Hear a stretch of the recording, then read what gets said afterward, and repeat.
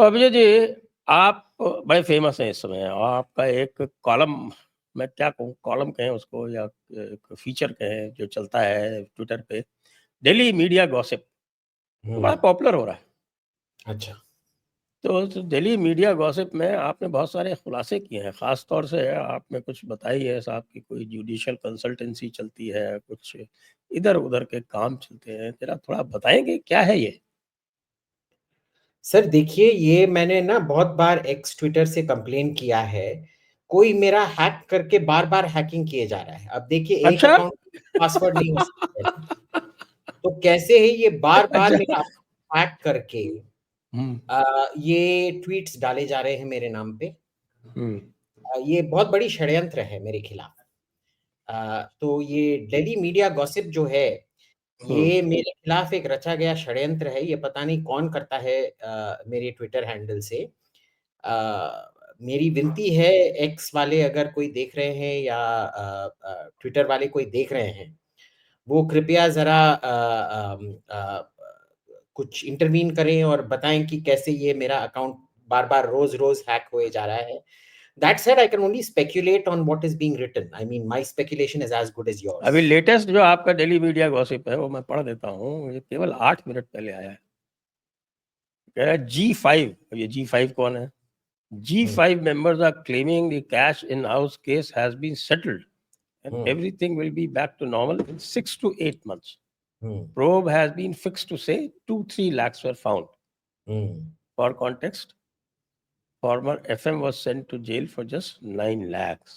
Hmm, Agency sources say the bellwether is the appointment of the new DGP UP. It hmm, is if it is the G5 member's relative, it will confirm both that the probe has been fixed and case has been buried. अच्छा, हुँ। तो आप जो हैं वो next UP DGP के appointment में भी interfere कर रहे हैं। देखिए, वे पता नहीं किसने ट्वीट डाला है, पर मैंने फिर पूछा, जैसे मैंने देखा मेरे को बहुत अलार्म हुआ, जैसे जैसे ही ये ट्वीट होता है, मैं बहुत घबरा जाता हूँ कि भाई मेरे अकाउंट में किसी कौन घुसा है, तो मैं कई लोगों से पूछा। मतलब उन्होंने बार-बार आपका हैक हो रहा है, दिन में 4-5 बार हैक हो जाता है हाँ, और आपने अभी तक पासवर्ड नहीं चेंज किया। मैंने कई बार पासवर्ड चेंज किया है। मैंने ब कई बार तब पासवर्ड तो चेंज किया है। तब तो we calculate who is hacking. Anyway, आप क्या देखिए, स्पेकुलेट कर रहे हैं? मेरे को लगता है कि इतने बार पासवर्ड हैक होना मतलब उन्होंने मेरा फ़ोन को हैक किया है। यानी कि ये कोई खुफ़िया एजेंसी मेरे फ़ोन में घुसा हुआ है, वो मेरा पासवर्ड जानता है और फिर ये कर रहा है। पर मैं स्पेकुलेशन है कि ये कोई दिल्ली में सर्व करते थे और उनको डिसग्रेस में वापस भेजा गया यूपी और पब्लिक नहीं हुआ डिसग्रेस, बस वापस भेजे गए और वो जी5 के नॉमिनी हैं। बहुत लॉबिंग हो रहा है उनके नाम पे कि वही अगले डीजीपी बने। तो इधर क्या होगा आप ही को पता होगा कि क्योंकि आप बाबू लोग ही सब कुछ फिक्स करते हो। तो देखिए फिक्स करने का बहुत तरीका होता है। क्लर्क को पैसे दो, एविडेंस को सप्रेस करो, एविडेंस को करप्ट करो, तो ये सब हो जाएगा। तो यही इनका मैं मानता हूँ इस ट्वीट का यही इशारा है। अच्छा, और जहाँ आपने पूछा जी5 देखिए जी20 क्या है, जी5 जी7 क्या कौन है? जेएस कौन है? वगैरह-वगैरह और भी आपने कई सारे नाम लिए हैं, कौन है? देखिए तो ये जी5 इज़ लाइक जी20, जी7 group of 7 countries, group of 20 countries वैसे ही ये जी5 भी आ जाता है। और इसमें क्या है कि जो मैंने सुना है, एक कोई एडिटर के लड़के हैं, कोई लॉयर्स हैं, कोई प्रॉपर्टी डीलर्स हैं, अ कोई एंकर के भाई हैं। ऐसे एक कार्टेल बना हुआ है हुँ। और यही सब कुछ करते रहते हैं इधर-उधर। कई एजेंसी वाले भी हैं इसमें। तो यही सब कुछ जुडिशियल कंसल्टेंसी चलाते हैं और इनमें से कई लोग सबको दिल्ली में अपैरेंटली कॉल करके बोल रहे हैं कि सेटल हो गया है, अब बोलेंगे कि बस 2-3 लाख पाए गए थे उस आग में। अब मैं क्या जानूँ सर, मेरा अकाउंट हैक हो रहा है, मैं क्या कर सकता हूँ इसके बारे में? मैं बस लोगों से पूछ के बता सकता हूँ कि क्या सब हो रहा है। ये जेएस मेरे को पता नहीं कौन है, बट शायद जानवरशाला, that must be short for जानवरशाला। और प्रॉब्लम क्या है कि वो अ, जेएस का जो घर है साउथ एक्स में, बहुत ये 1000 गज का, एजेंसी लोग हमेशा बोले जा रहे हैं 1000 गज, 1000 गज। 1000 गज के कई सारे प्रॉपर्टी होते हैं दिल्ली में, इसमें बार-बार ये करने की क्या बात है?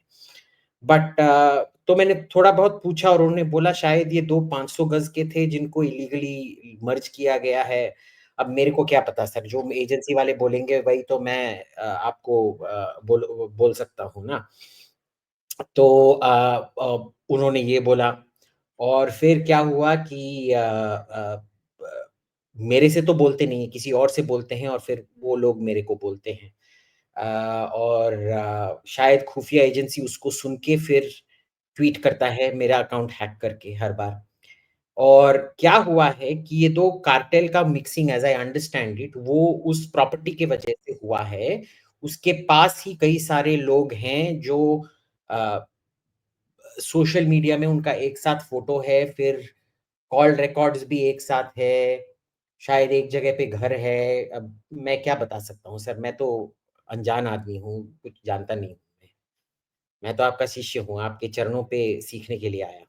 अच्छा, तो ये बताइए, चलिए छोड़िए इसको, अब आप बता नहीं रहे हैं कुछ, तो हम क्या कर सकते हैं?